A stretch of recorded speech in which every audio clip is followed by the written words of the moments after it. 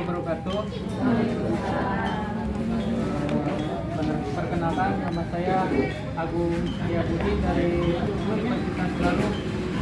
Di sini saya akan menjelaskan atau memaparkan cara mengukur tanah adalah media alami yang menjadi salah satu aspek penunjang kehidupan seluruh makhluk hidup, termasuk pula tanaman. Subur atau tidaknya tanah dipengaruhi oleh kandungan unsur hara yang berbeda-beda pada setiap jenis tanah. Unsur hara yang terkandung dalam tanah secara langsung dipengaruhi terhadap pertumbuhan dan perkembangan tanaman di samping faktor kemampuan tanaman dalam menyerap zat hara dari dalam tanah. Ada 6 ya. Bisa dilihat di kertas ada 6. Yang pertama, tanah inseptiso adalah jenis tanah yang umumnya berada di daerah beriklim dingin dan biasanya ditutupi oleh lumut atau es seperti di Antartika. Yang kedua, tanah lodoso atau vistoso adalah jenis tanah yang basah dan dapat ditemukan di daerah sekitar Kanada yang beriklim sejuk. Yang ketiga, tanah aridiso merupakan jenis tanah yang bersifat kering hingga padang pasir sehingga jarang tumbuhi tanaman. Umumnya berada di daerah timur tengah atau Australia. Yang keempat, tanah teifito ialah jenis tanah campuran lempung dan daerah beriklim tropis lembab dengan dua musim yaitu hujan dan kemarau seperti daerah India. Yang kelima, tanah oktiso merupakan tipe tanah basah yang terdapat di wilayah beriklim tropis seperti Indonesia. Jadi Indonesia itu rata-rata tanahnya ini jenis tanah oktiso. Yang keenam, tanah entiso dan inseptiso adalah jenis tanah yang tipis dan berbatu. Tipe tanah ini dapat batang dan usia barat. Ini bisa dilihat di buku ada tabel berikut ada tabel kandungan nitrogen dalam berbagai kadar pH. Dalam alternatif metode lain yang lebih murah untuk mengukur pH tanah adalah menggunakan tanam sekitar.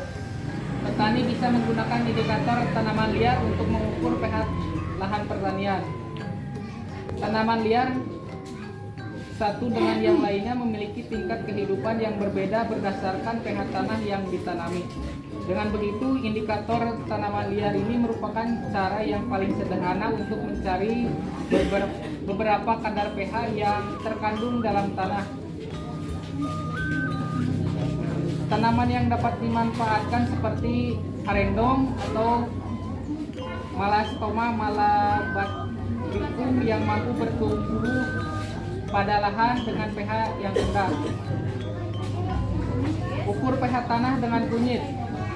Selain tanaman liar, kunyit juga bisa digunakan sebagai indikator kadar pH tanah pada suatu lahan. Biasanya kunyit tumbuh pada tanah dengan kadar pH yang rendah atau bersifat asam, akan memiliki warna yang pudar. Namun jika ada perubahan warna pada kunyit, maka biasanya dipastikan lahan tersebut memiliki kadar pH normal atau netral. Ukur pH tanah dengan kubis merah. Kubis merah juga bisa dijadikan alternatif pengukur pH atau tingkat keasaman tanah.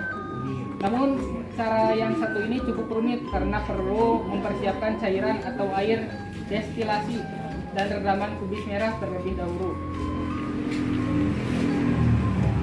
Seringnya para petani menggenang air di areal sawah.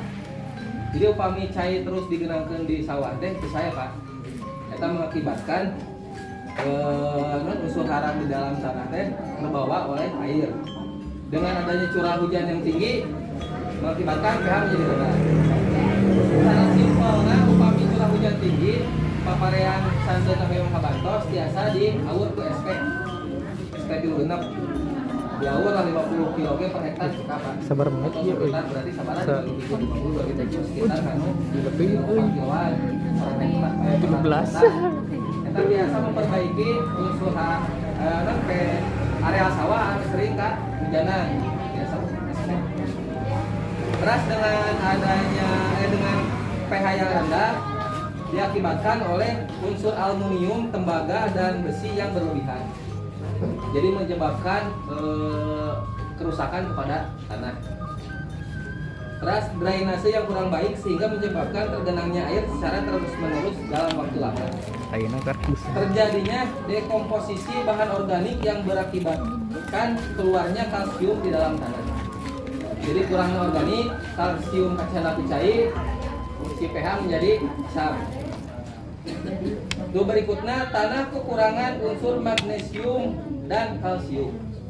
Nah, cara memperbaikinya pH yang masam atau di bawah netral biasa diperbaiki ku kapur pertanian ataupun dolomit. Tapi anu rada menjangkau mah kapur pertanian lah. Dolomit mah lumayan awis kalau Pak. Biasa di wilayah di kios lah. Upami teh aya biasa mesen. Per hektar teh sekitar abi hektar wae minimal itu 2 ton per hektar. 2 ton berarti 285 kilo per 100 bata atau 2,85 kilo per kilo per bata lah. Kilo per bata. Eta kanggo ngalareskeun tanah yang masam, kekurangan kejenuhan aluminium untuk diperbaiki, setidaknya memperbanyak kembali kalsium dan magnesium. Cara ngukurna tadi kangge alat pH meter biasa Pak. Eta 2 ton teh kanggo ningkatkeun ti 6 ka 7 misalnya. Upami bade ningkatkeun ti 5 ka 7 mah kedah 2 kali lipat. Berarti 4 ton. Otomatis berarti sekitar 5 kintal per 100 bata atau 5 kilo per bata. Eta kanggo ningkat. Mun misalna naikeun 3 poin berarti kali 3. Upami naikeun 1,5 kantun 200 dikali 1,5. Berarti kan 300 kilo 3 ton per hektar. Eta kanggo memperbaiki pH atau keracunan aluminium Pak. Jadi posisi tanah di urang teh ayeuna pH-na masam, aluminiumna tanahna tos keracunan ku aluminium. Biasa diperbaikinya dengan memperbanyak magnesium dan kalsium dengan cara ngawurkeun kapur pertanian dan nah, bapak-bapak sareng ibu-ibu anu tos ngaluangkeun waktuna penting ka ieu tempat. Patut mohon oge ka Bapak Yoga anu tos masihan ilmu anu ieu na anu lebih ahlina kan Pak Yoga gitu. Patut mohon oge ka Bapak Ketua Kelompok Tani tos masihan waktos kanggo abdi sareng rekan di dieu kanggo maparkeun materi nu nembe di dieu panginten kirang langkungna nyuhunkeun dihapunten sakitu buktosna kada dihapunten panginten sakitu atur nuhun wassalamualaikum warahmatullahi wabarakatuh.